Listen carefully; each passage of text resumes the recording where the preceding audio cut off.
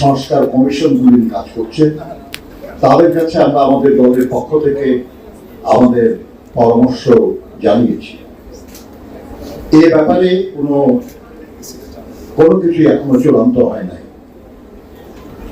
কাজে আমরা মনে করি যে এই বিষয়ে নতুন করে কোনো কিছু বলা উচিত না।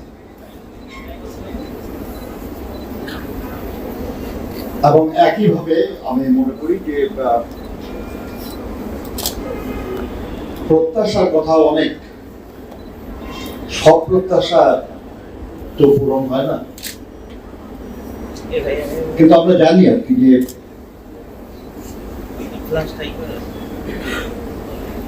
এখানে বসেই আমরা আলোচনা যখন শুনছিলাম তখন আমরা শুনছিলাম যে ঐক্য আমাদের মধ্যে গড়ে উঠেছিল 5ই আগস্টের সময় পর্যন্ত, সেটা কিছুটা দুর্বল হয়েছে। আমি পার্সোনালি কিন্তু সেভাবে মনে করি না।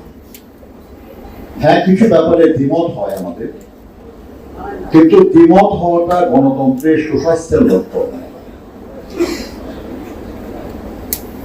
স্বাস্থ্যহীনতা হলো আমার যা মত, যদি আমি সেটা ইনসিস্ট করি এটাই মানতে হবে, আর এটা যদি কেউ না মানে সে দেশ এবং জাতির শত্রু কিংবা আন্দোলনের দুশ্মন ইত্যাদি এ ধরনের মনোভাব যদি কারো থাকে, সেটা হবে গণতান্ত্রিক প্রক্রিয়ার জন্য ক্ষতিকারক।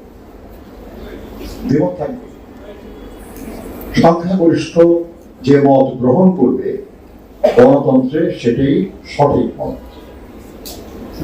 পরামর্শ তো বিভিন্ন রকম থাকবে, সঠিকটাই গৃহীত হবে। আমরা রবীন্দ্রনাথের জুতা আবিষ্কার কবিতা পড়েছি,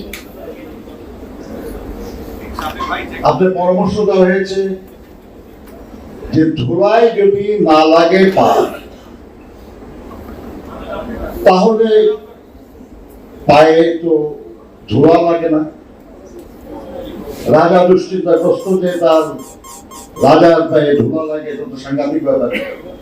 পরামর্শটা হলো যে এত ধুলায় পা দিয়ে না, তাহলে তার পায়ে ধুলা লাগবে না। আবার পরামর্শ দেওয়া হলো যে ধুলা ঝাড়ু দিয়ে পরিষ্কার করতে হবে।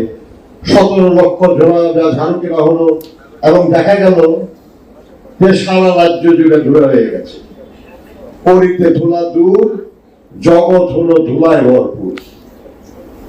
তারপরে সিদ্ধান্ত হলো যে এই ধুলা এটা পানি দিয়ে এটা সাফ করতে হবে। দেখা গেল এমনি সব গাধা ধুলারে মাঝে করিয়া দিল কাদা। নানান রকম পরামর্শ, কিন্তু ফাইনালি একজন চর্মকার তিনি পরামর্শ দিলেন, নিজের দুটি চরণ ঢাকো তবে ধরণী আর ঢাকিতে নাই হবে। শুধু নিজের পা দুটো ঢাকলেই তো আর দুনিয়া ঢাকা লাগে না। আমরা প্রত্যাশা করছি যাদের উপর দায়িত্ব পড়েছে আমাদের বিভিন্ন বিষয়ে সংকট সমাধানে, তারা আমাদের সেরকম কিছু পরামর্শ দেবেন যাতে আমাদের সমস্যা দূর হয়। কিন্তু আকাঙ্ক্ষা তো অনেক, সবচেয়ে ভালোটা আমাদের চাই এবং এখনই চাই। এখন না হলে যেন কখনো হবে না। সবসময় আমরা উঠেই বলি, কিন্তু আসলে হয় না। এই ব্যাপারে আবার আমি রবি ঠাকুরের কাছেই যাচ্ছি। তিনি বলতেছেন, যথাসাধ্য ভালো বলে ও গো আরো ভালো, কোন সজ্ঞ পুরি তুমি করে থাকো।